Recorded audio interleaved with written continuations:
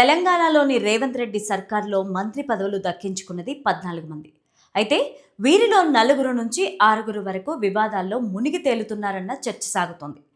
మంత్రులు కొండా సురేఖ, పొన్నం ప్రభాకర్, తుమ్మల నాగేశ్వరరావు, పొంగులేటి శ్రీనివాసరెడ్డి, సీతక్క, అడ్లూరి లక్ష్మణ్ ఇలా కొందరు మంత్రులు వివాదాలు గిల్లిగజ్జాల చుట్టూ తిరుగుతున్నారు. వారిని సముదాయించలేక, వస్తున్న విమర్శలకు చెక్ పెట్టలేక అటు పార్టీ అధిష్టానం ఇబ్బంది పడుతోందన్న విషయం తెలిసిందే. ఈ వీడియోని చివరి వరకు చూడండి. లైక్, షేర్, సబ్స్క్రైబ్ చేయడం మర్చిపోకండి. ఈ నేపథ్యంలోనే తాజాగా మరో వివాదం తెర మీదకొచ్చింది. ఇప్పుడు మంత్రి కోమటిరెడ్డి వెంకటరెడ్డి వంతు వచ్చిందనే చర్చ పార్టీ వర్గాల్లో సాగుతోంది. ప్రస్తుతం ఆయన తెలంగాణ సినిమాటోగ్రఫీ మంత్రిగా ఉన్నారు. సో సినిమా రంగానికి సంబంధించిన కార్యక్రమాలు, నిర్ణయాలు వంటివి ఆయనే చూడాలి. అయితే తన ప్రమేయం లేకుండానే నిర్ణయాలు తీసుకుంటున్నారన్న బాధ కోమటిరెడ్డిలో కనిపిస్తోందని పలువురు నాయకులు చెబుతున్నారు. గతంలో కూడా ఓ కీలక సినిమా విషయంలో ఇంత జరిగిందా, అంత జరిగిందా, నాకేం తెలుసు, ఏదైనా ఉంటే వారిని అడగండి అంటూ వెంకటరెడ్డి వ్యాఖ్యానించిన విషయాన్ని గుర్తు చేస్తున్నారు. ఆ తర్వాత సినిమా టికెట్ల వ్యవహారం చర్చకు వచ్చినప్పుడు కూడా ఆయన మౌనంగానే ఉన్నారు. మాలాంటోళ్ళు ఏమైనా మాట్లాడితే ఇబ్బంది అవుతుంది, అందుకే గమ్మునుంటున్నామని అన్నారు. ఇక ఇప్పుడు మంగళవారం జరిగిన సినీ ఆర్టిస్ట్ సంఘాల అభినందన సభలో రేవంత్ రెడ్డి పాల్గొన్నారు. కానీ అదే శాఖకు చెందిన మంత్రి కోమటిరెడ్డి వెంకటరెడ్డికి ఆహ్వానం అందలేదని ఆయన అనుచరులు చెబుతున్న మాట. అంతేకాకుండా టిక్కెట్ల ధరల పెంపులో 20% కార్మికులకు ఇవ్వాలన్న ప్రతిపాదన విషయం కూడా తన దృష్టిలో లేదని ఆయన వాపోతున్నారని సమాచారం.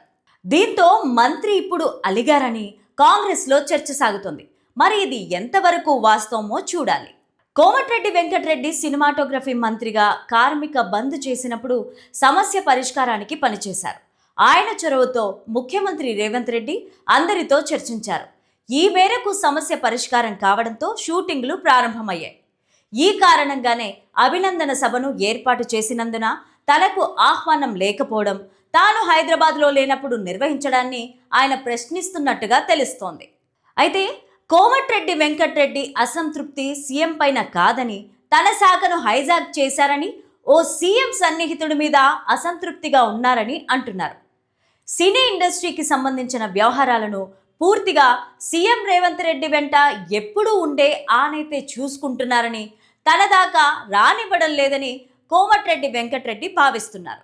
ఎఫ్డీసీ చైర్మన్గా ఉన్న దిల్ రాజు కూడా ఆయనతో కలిసి మొత్తం పనులు చక్కబెడుతున్నారని, అందుకే రేవంత్ సభకు తనకు తెలియకుండా నిర్వహించారని అంటున్నారు. అయితే ప్రభుత్వ వర్గాలు మాత్రం కోమటిరెడ్డి ఎలాంటి అసంతృప్తి వ్యక్తం చేయలేదని అంటున్నాయి. జూబ్లీహిల్స్ ఉప ఎన్నికలో సినీ కార్మికుల ఓట్లు కీలకంగా మారాయి. దాదాపుగా 20,000 ఓట్లు వారివే ఉన్నాయి. అందుకే ఈ అభినందన సభను 3 రోజుల్లో ఖరారు చేసి నిర్వహించారని అంటున్నారు. ముందస్తుగా నిర్ణయించిన నిర్ణయాలు, పత్తి రైతులకు సంబంధించిన కీలక అంశాలపైన సమావేశాలపై కోమటిరెడ్డి ముంబైలో ఉన్నందునే హాజరు కాలేకపోయారని అంటున్నారు. ఇటీవలి కాలంలో మంత్రులతో రేవంత్ రెడ్డికి పొసగలేని పరిస్థితులు ఏర్పడుతున్నాయని చెబుతున్నారు. ఈ క్రమంలో కొండా సురేఖ, జూపల్లి కృష్ణారావు సహా పలువురు మంత్రులతో వివాదాలు బయటకొచ్చాయి. ఇప్పుడు కోమటిరెడ్డి వెంకటరెడ్డి కూడా అదే బాటలో ఉన్నారనే ప్రచారంలో తెలంగాణ కాంగ్రెస్లో కలకలం రేగింది.